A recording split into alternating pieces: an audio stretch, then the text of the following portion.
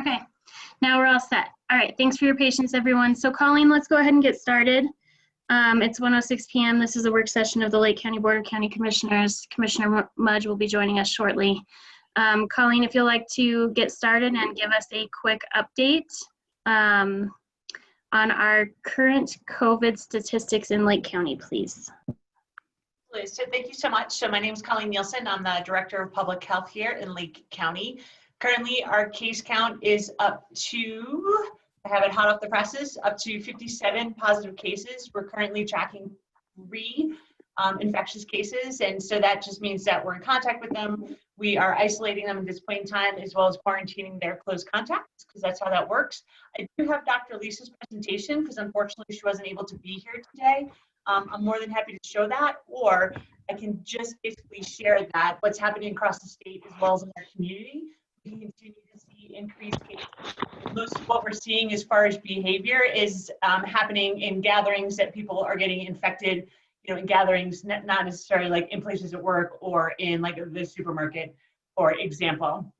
We don't yet have the data from the July 4th weekend at the state level, just because what we're finding right now is that testing results are being delayed by up to a week, which, as you can imagine, for most cases, we know that they show symptoms and or need hospitalization between anywhere from 1 to 14 days, usually honing in on day 13. If we have testing results that are currently delayed, we actually will not see the effect of 4th of July weekend and the knowledge that there was a lot of mobility within our state and people traveling around. And so right now, numbers might in the next week, you know, dramatically increase if, you know, folks weren't following the basic social distancing principles, which you guys have heard me talk about over and over, like wearing a face covering in public, which is mandatory here in Lake County, as well as all of our surrounding counties, as you know, maintaining 6 feet social distancing, washing your hands, staying home when you're sick, and all of those great things. So is there anything specifically, like I said, I'm more than happy to put up the slideshow if we think that's helpful, or like I said, but the data is on like a 2-week lag right now, so it's not as accurate or up to date, if you will, from what we know is currently happening.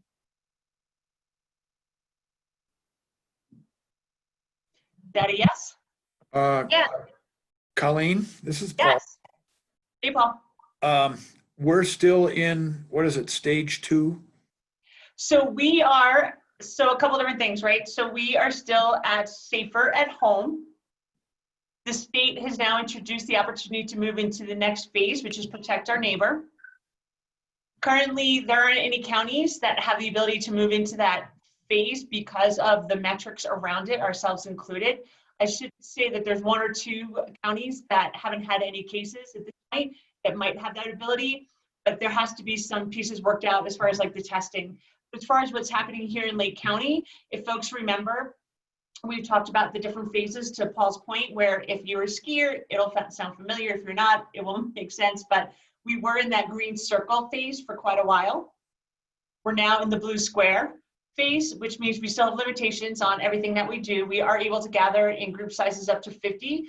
There are some special abilities to gather in larger sizes, but that's really in a controlled event in a venue. So that is in our public health order at this point in time.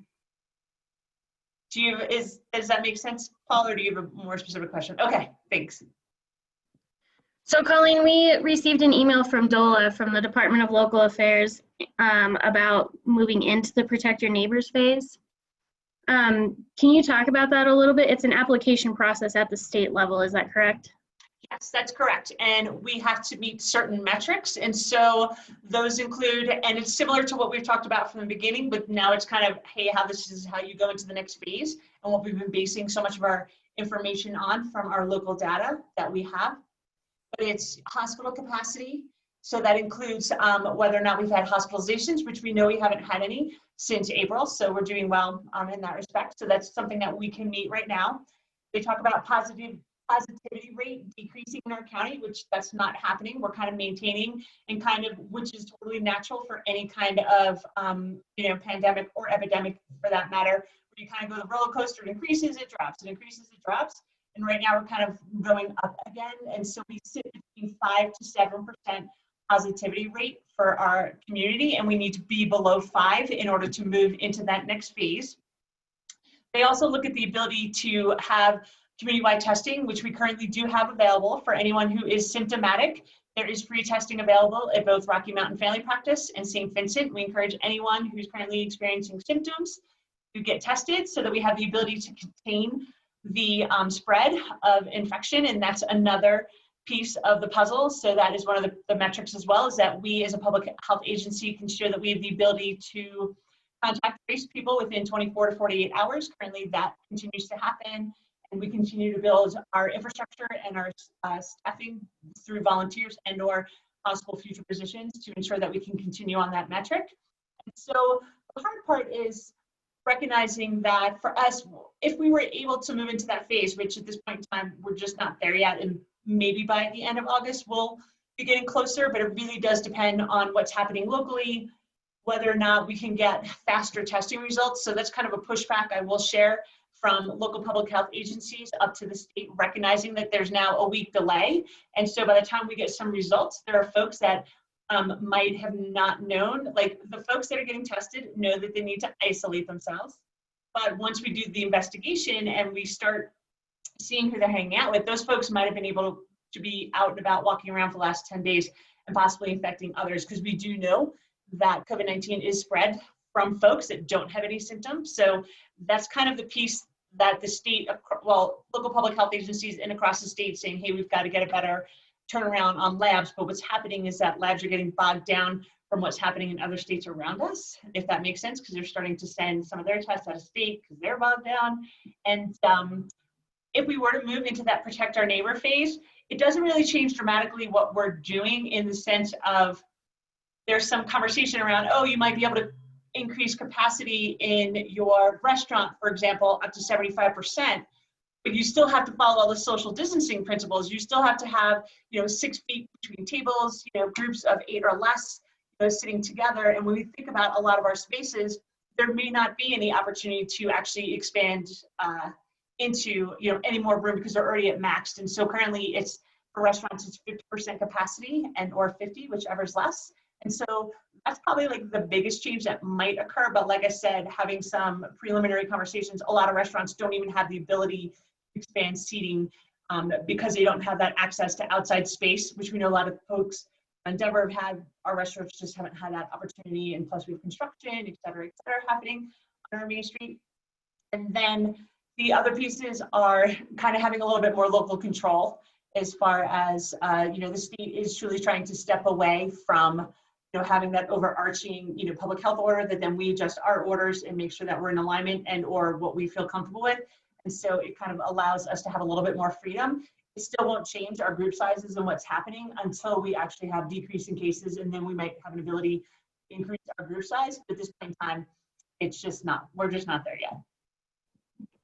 Thanks, Colleen. I do want to just give you a compliment and tell you that I think that you've done a great job of assessing the situation and advising us as a community of how to move through this pandemic and navigate this very well.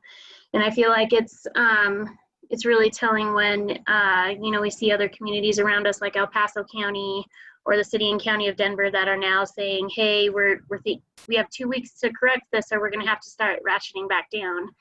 And I don't feel like we're in those dire straits at this point, because I feel like we've been able to navigate this pretty well from the beginning. So thank you for your work on that. I really do appreciate it. Thank you, Kayla. I actually, I totally appreciate that, but I really want to throw that shout out to our community, because the more that we're able to do the face covering public, maintain social distancing, not doing large gatherings, the better we are at decreasing the transmission spread. And so I think that's really recognizing that the community has such a big play, in the sense of it's not just like, for, public health and we're trying to do these pieces, but it also affects us, economically, if we're just not doing, the best of our ability to try to do all these great social distancing practices that we know are truly effective. We call them non-pharmaceutical interventions, because at this point in time, as we know, we don't have a vaccine available to us, as well as an effective treatment. So this is our most effective way to kind of contain the spread. And so I have to say that I'm just thankful that our community has really stepped up and has participated. And as much as I realize that it's challenging and it's a struggle, I still thank those folks who are out there doing their part for our whole entire community. And I think it looks like that Jeffco issued an emergency face covering order yesterday. And so I will share that Beth Helmke, who is helping with all my communication, just shared that with me privately, and I hadn't heard that yet. But I think it's very telling of the fact that we have gone into mandatory face coverings, recognizing that that is such an important piece. There's enough research now that supports it to show that this is an effective way to decrease the spread. And so, like I said, our surrounding counties have that in place as well. Eagle, Summit, Chaffee, Gunnison, Pitkin all have that. And so the mountain communities, we obviously recognize the traffic that's coming up from the metro areas up to us. So the more that we can do that messaging, the better. So thank you all. Thanks, Colleen. Does anybody have any questions for Colleen at this point on our local public health orders or our cases or any management of those cases at this point? Okay, I don't see any. So at this time, we're going to move into the next piece of our agenda, which is to just have a conversation with Titan AU and the mining operation in BOCC Creek. And so with that, I'll hand it over to our Director of Building and Land Use, Paul Clarkson, to give us an update and introduce us to the other folks that are joining us today. Sure. Let's see. I'd like to introduce you to starting with Pip Whittall. Her name is Philippa, but it's a whole lot easier to say Pip. And Ed Gorsuch with Raw. These are with Raw TV, who are filming Dave Turin's Lost Gold Mine Discovery Channel program. And Dave is with us here today as well. I'd also like to introduce Lance Baller, and who is the president of Titan AU, and I think he is here to answer any questions that might exist. But the mining is actually that Dave is doing is actually on the BOCC Creek gold mine site. And then finally, we also seem to have a bonus here of Katie Tott with Greg Lewicki and Associates.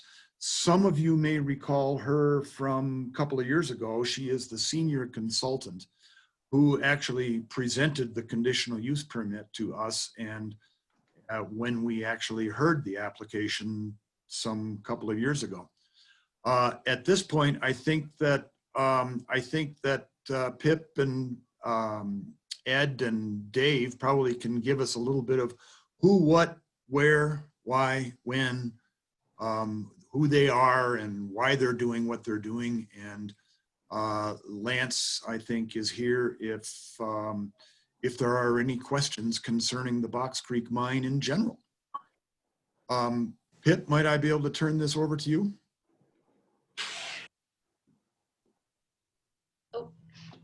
Hi, everyone. Hi. Dave, I didn't know if you wanted to speak first or if you want us to just jump in. Sure, I'd like to speak first. It was kind of, this whole show was my idea. I was on a show called Gold Rush for many years, and I left that show about 4 years ago. And they came to me and asked me if I'd like to do a spinoff of Gold Rush, and I actually declined, and I said I didn't want to do a look-alike, but I felt like I could do something that was, how would I say, more respectful, more real to real mining and real miners. And so with that, we're in our third season of, it's called Dave Turns Lost Mine, and the show is on Discovery Channel.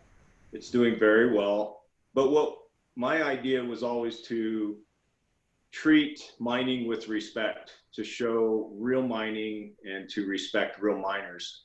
I consider myself a professional miner. My family's been in the rock quarrying business where I've worked at a quarry and mining for over close to 40 years.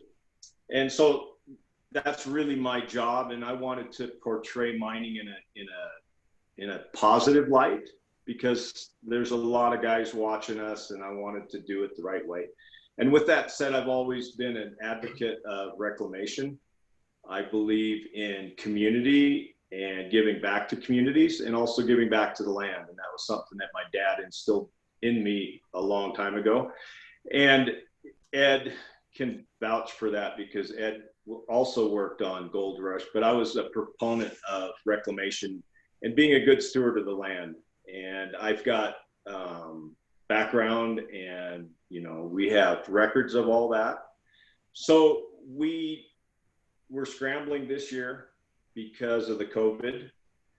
We couldn't get out and prospect properly, and I knew Lance had some ground here, and we talked, and Lance was gracious enough to allow us to mine out here. So I'm under Lance's permits, and we're hoping that we're here till winter closes us out. Well, the other thing I want to do is thank the commissioners for allowing us to speak. I feel like when there's lack of information, people fill in the blanks. And so I'm an open book. At any point, if anybody in this county would like to, see what we're doing, witness what we're doing, they're welcome to it. We are under MSHA laws and regulations. So if somebody were to want to visit, they'd have to call, but I'd be more than happy to show them what we're doing and give them a tour. It has to be guided under MSHA rules and regulations. However, we are an open book, and we're right out in the open. County road goes right by us. But anyway, thank you for allowing us to answer questions. And then I'll turn it over to Ed and Pip if you'd like to share something about the show. Yeah, sure. Thanks, Dave. First I want to say thank you for inviting us to this call, to this meeting. This is the first one I've done that's done in a Zoom environment or virtual environment. I can tell you it's very difficult to do a television show. As imagine just in everyone's day-to-day life, doing a television show in this current time of COVID. There's about 20 of us here from the production who are trying to film Dave and his crew doing their mining operation. We're following very strict COVID protocols. We first arrived here on site. We spent 7 days in isolation, and then another 7 days working very much at social distance, wearing masks, which is very hard to do this particular job. And inside of that, we've all taken 2 tests, which we've all reported negative on. So we've created what we call the bubble, which is like a family unit that allows us to work together. That's why we can sit shoulder to shoulder here, but it's taken 2 weeks to get to that point. This is the first time I've seen Paul's face, and I've met him several times, but he's been masked. Anyone who comes and visits is, we ask them to maintain, wear face masks and maintain COVID protocols. And that's just so we can show up to work every day. So we know that people are at home and they're driving around and they're seeing us outside and they're wondering what's going on. And, we're very visible because of our location. And so we're very, very much aware of the community here and trying to have as minimal impact as we can, but also we are available to answer any questions that people may have. I know there's a lot of curiosity about what's going on here. And I don't know if this is the right forum to answer all the questions, but that's why we're here, is just to make sure that if anyone has any questions or concerns that we can address those, or at least start the process of explaining what we're doing here.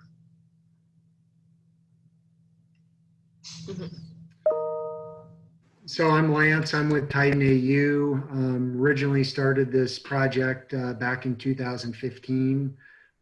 We were actually pursued by the state of Colorado on this due to the fact that our expertise in mining and actually being able to mine it and to make it work. And so we started out there middle of last year. Was our first year, and this will be our first full year on it. When it comes to mining, we're a strong believer in leaving it better than what it was to start with. We get complaints and we get praises on the current tailing piles that are out there that are the historic ones from the original dredges. When we went through the permitting process, we made the verbal commitment to leave as many of those as possible. The certain historical groups wanted those left. And so, you know, some people say, well, are you going to reclamate those? What are you doing on those? Part of it is we need to leave as many as we can. Certain people do like to see those. So we'll have a mixture of that. There will be some that ice do get reclamated. Through the process, we do the best not to ever touch them. But if we do, whether it's with a road or putting a pump in, we'll ice reclamate that. Our first year is always kind of our largest footprint, should I say. And the reason why is we mine to reclaim. And so instead of having a facility where we're moving material to and then hauling material back, what we do is we move our plant around. So when we're actually operating, it's mining the land back. And then what we do is we put the topsoil over it. We then revegetate it. We usually seed twice on most of the stuff that we do. And you'll see signs on where we do revegetate. It will actually say stay off on it. But, you know, a lot of times people say, well, what are the stockpiles of this type of material there? Well, you know, usually that's our topsoil that we're required by law to section off. In certain areas, we use silt fences. In other areas, we make sure that it's protected. We have protocols that we monitor both streams coming in. We have two streams coming to us, Korsky Creek and Box Creek. Korsky Creek does run a lot more dirty than Box Creek does a lot of the time coming down from the mountains, but we watch the incoming source, we watch outcoming source. We always make sure that we're never trying to get into that, but those are things that we do. We don't use, at the current site, we are not using any chemicals. We are just using water essentially, and we wash the rock, and we get the byproduct of aggregate that we can sell, and the gold byproduct. So that's kind of what we do in a nutshell. I've known Dave for a number of years. Dave is a person of high integrity. I've known Pip here. I met her last year, actually. And, you know, I think that with what's going on in the world, it's difficult out there when you're trying to film and when you're trying to mine. And, you know, we employ miners from the local community, and, you know, we're always trying to do the best protocols, but there'll be things that we'd love to have public input on, ways, whether it be reclamation, you know, anything we can do to try to minimize any noise that we do. We always try to implement any of those things that we can do, and we're always looking for feedback. The on-site manager is Chris Townsend. His number is listed all around the property of concerns and questions. So if at any time there's a concern or question, that's the number to call. He's on site roughly 12 hours a day. And so, you know, we're always looking for community feedback.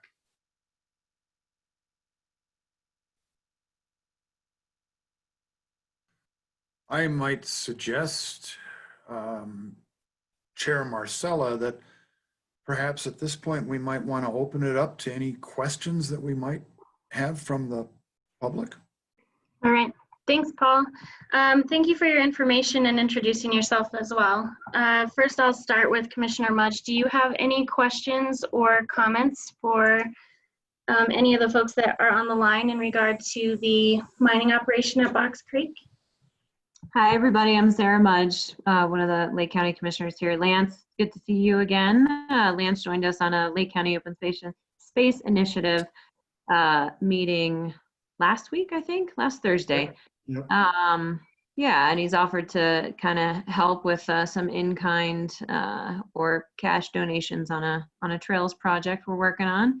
So that's great to see, and thanks for all the information. I think you know, I love that you guys are here, and it's really helpful for us to then, you know, report kind of the story and what's going on. As you said, I don't know how many folks have used that number, but to be reminded, I've driven by there a couple times, and to be reminded that that's up is always helpful to remind the board and county staff that we need to be sure that folks kind of use the resources that you've put or set up for them for communication.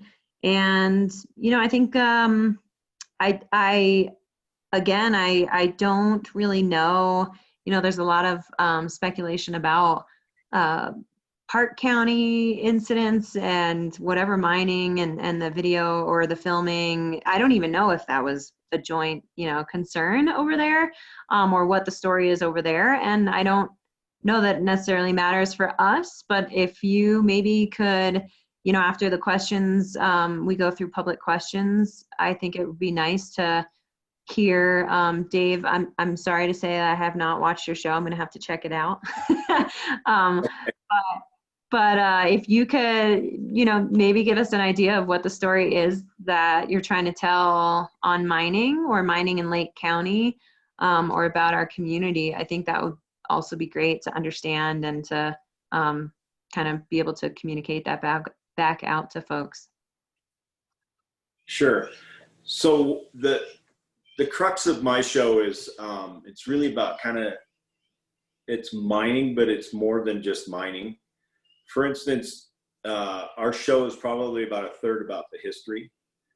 So it's kind of like a quest of me and my crew to go out and investigate. This will be our third site. We did one in Arizona first season. We were in Montana last year, and now we're in Colorado. We were supposed to go to Alaska. We had a good site, but with the COVID, we just couldn't get there. But as I traveled around, so I was after Gold Rush, my last year was the second year they were out at Fair Play. And I left Gold Rush, but I traveled around the United States prospecting for a group of investors that wanted to get into natural resources. And as I traveled, I was just amazed at the people, the stories and the characters and the history. So I thought it would be amazing if we could tie modern day men trying to find gold, similar to what the old timers did. So we do a lot of prospecting. We do a lot of hand panning. Our show is not big, huge mining. It's me with 5 other guys.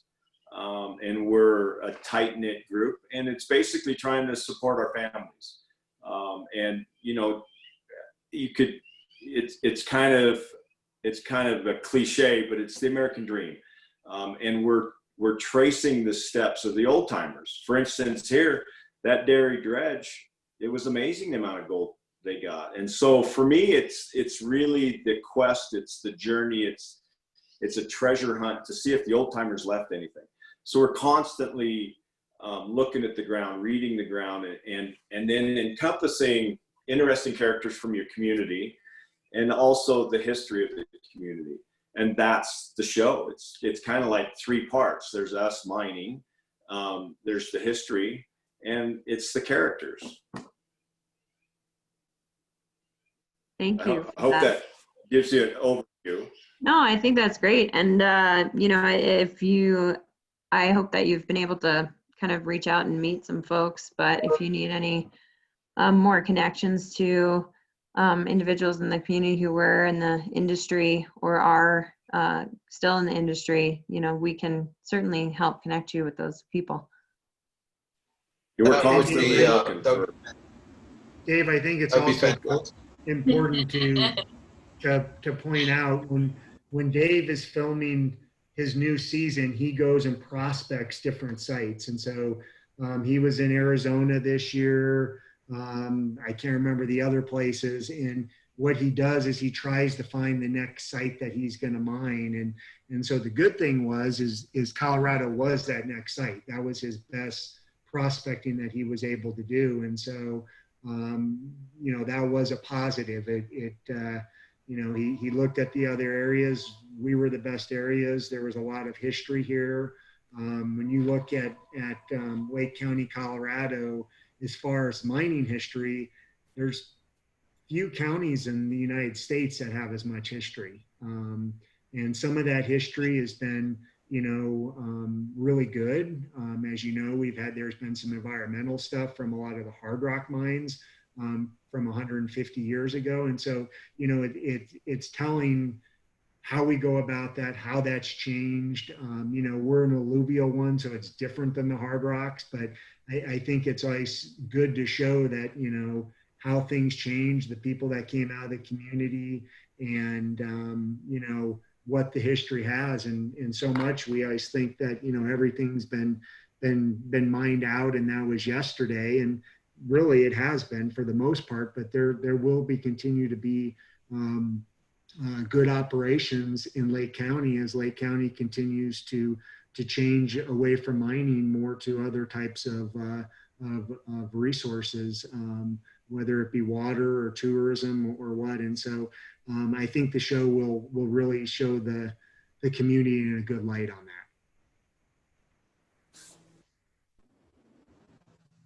Yeah, our history from Trans Mountain Water to environmental and the rec tourism here, and how they are all so intertwined. And I don't, we have to balance a lot of those regulations, of course, with water quality and also just the community values, that have come from those days and have evolved. So it is an interesting dynamic, definitely, especially here at the headwaters. I think that Dave would really be interested in the local mining history, which is very rich and very varied. And I think we're looking for a time in which we can show him the east side of the mining district, but it's also important to know some of the EPA history and the Superfund history as well. So we're in the process of contacting some of our older miners that have a good background and have spoken to this on numerous occasions, and seeing and introducing them to Dave. And I think Dave may actually turn part of his third of his show that is history into perhaps half of his show that is history. At this point, I suspect that there may be a couple of the public that are here to be able to ask questions or supply us with comment. Paul, this is Bruce. I would like to ask a few questions. Yes, please do, Bruce. I think my first question would be for Dave, and that is, did you mention there's 20 people on your crew? There's 20 on the film crew. There's 20 on the film crew, and there's 6 miners, me and my crew. I have 5 guys working with me on the crew. Okay. Then are there two mining operations going on, one that you're doing and one that Lance is doing? Yeah, Correct, so yes. what we have is 2 different landowners on the property. We have the city of Aurora, which is the majority owner of Box Creek. We have the state of Colorado, which is on the portion that Dave is currently on. We were asked by the city of Aurora to look in and try to explore the mineral values on the state stuff. And that's what we've done, because I believe the city of Aurora is actually purchasing some of the state land. And so that's initially how this started. So Dave is the operation that's closest to the road. We're the operation that is further from the road. So why it's 2 different MSHA mine sites. It's one under the DRMS, which is the Colorado legal standing, which is the mining and safety and land reclamation division of the state of Colorado. So that all goes underneath us. So why we are separate 2 operation, it is considered one under the state of Colorado. Good, thank you. And David, is your group occupying the trailers on the east side of County Road 10? Yes, we are. And then And so Go a ahead. few things there on the trailers. We have the mining rights on the state land. There was different rights to put the trailers there and to film. The film crew did get those rights from the state of Colorado. It's a pretty large number that they had to pay to do that, and that does go to K-12, K through 12 schools in Colorado, along with any mining royalties that come off that property too. Lance, you mentioned byproducts that you're able to sell. Mhm. What byproducts are you selling off the site? Right now, we're hoping to be getting to sell aggregate. We have not got there yet. We're hoping maybe towards the end of this year we get there. It's been a little more difficult with COVID for us to get everything in place to do that. We have had, a lot of inquiries from the community looking for different classified material, whether it be road base or decorative rock. And so we will try to get those. I think we were initially starting year 3 that we would get to that. And then we moved it up in year 2 due to the inquiries that we were getting. But right now we're probably best case at the end of the year on that, Bruce. Have there been any conversation about stockpiling construction materials for the dam that the city of Aurora would like to build? There have been conversations on that.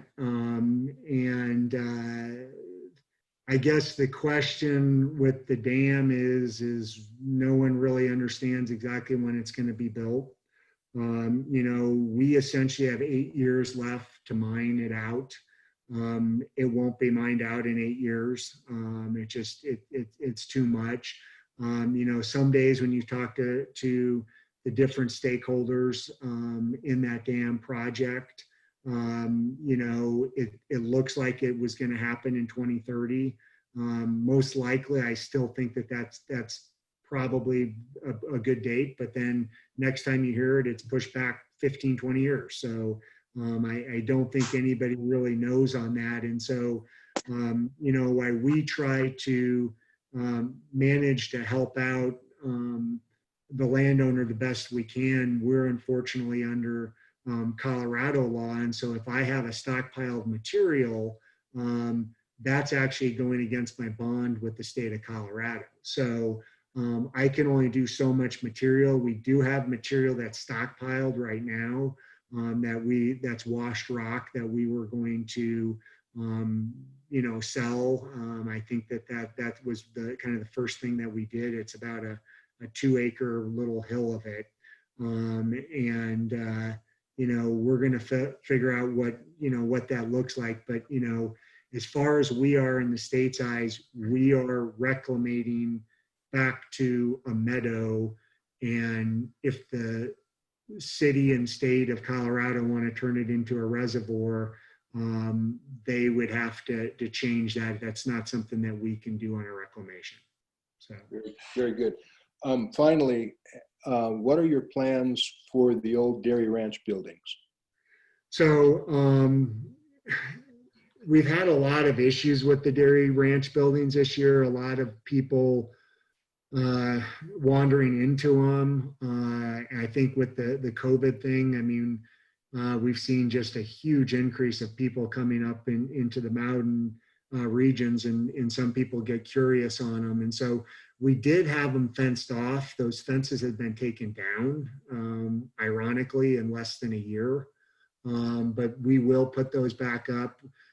How we currently are, we do not touch those buildings. We told the Historical Society that those buildings are off limits. We actually, in our mining permit, we have a certain area that we can get close to them, and that's it. And I don't remember off the top of my head. Katie might remember, but it's a pretty good area off of them, and trying to keep that mining history and in the history of the community the best that we can. Very good. If Thank I you both. could I interject? This is Katie Tote with Lewicki & Associates. Yes, Katie. Yeah, so the dairy ranch structures are under a SHPO site ID, so that's the State Historic Preservation Office. No mining is allowed to occur within that kind of arbitrary boundary. So because it's of the certain size it is, SHPO has not officially GPS that boundary in. So we have a boundary on all of Titan Gold's maps that they are avoiding. And this also goes back to the gravel stockpiles on site. Any historic gravel stockpile is also considered part of the SHPO agreement. And the city of Aurora is in negotiation with SHPO to have their jurisdiction removed from the site. I don't know what level they're on with that, but that's something that the city of Aurora is negotiating with SHPO.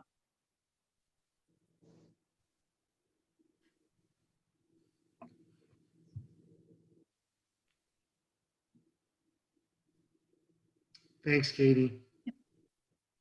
Any other questions?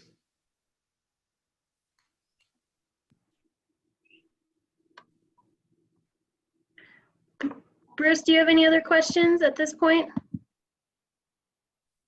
No, thank you. Appreciate it. Yeah, thanks, Bruce. Is there anybody else on the line that might have any questions at this point for anybody in regards to the filming or the operations at Box Creek? No? I might like to mention that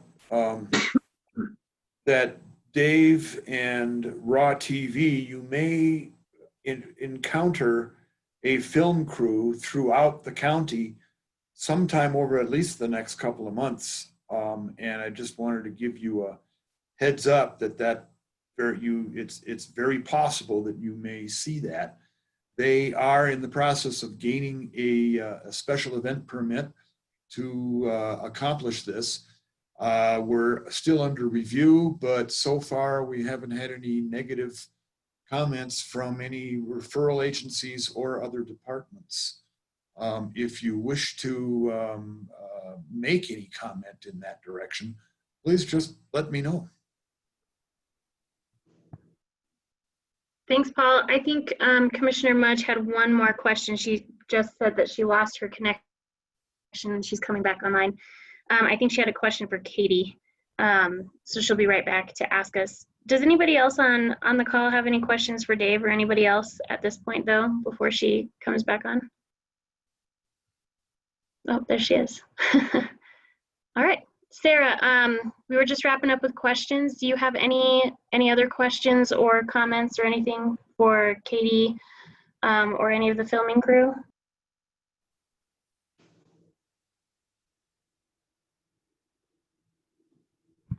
Okay, wonderful. Well, Dave and Lance and Katie and Pip, thank you all very much for taking the opportunity to meet with us today. We really appreciate it.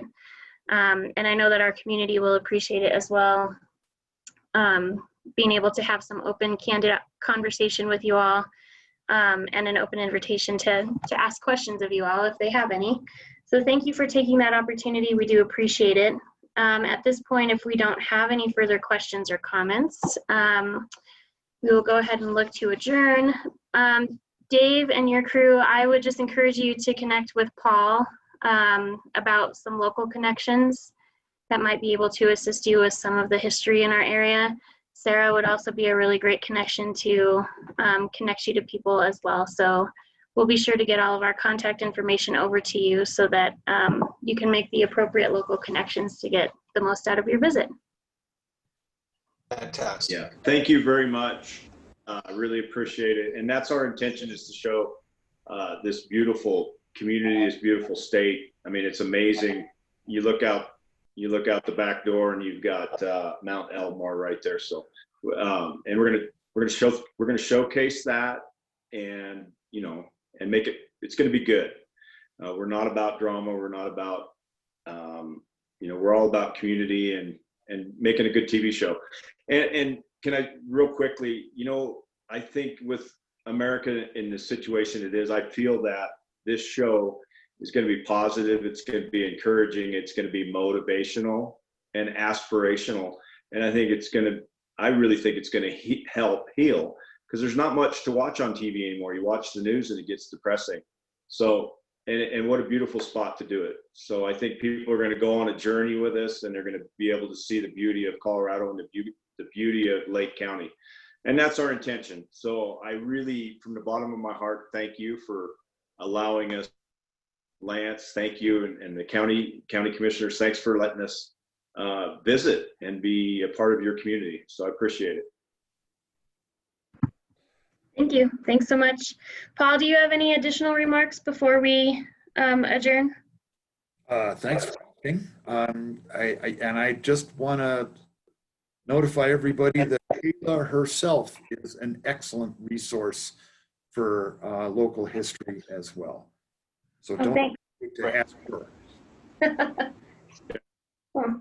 All right. Well, thank you. Thank you all so much for your time today. And thanks for navigating through some of our technical difficulties today, getting our meeting set up. So we appreciate your patience and your time. So thank you all. And at that, we will adjourn at 1:52 p.m.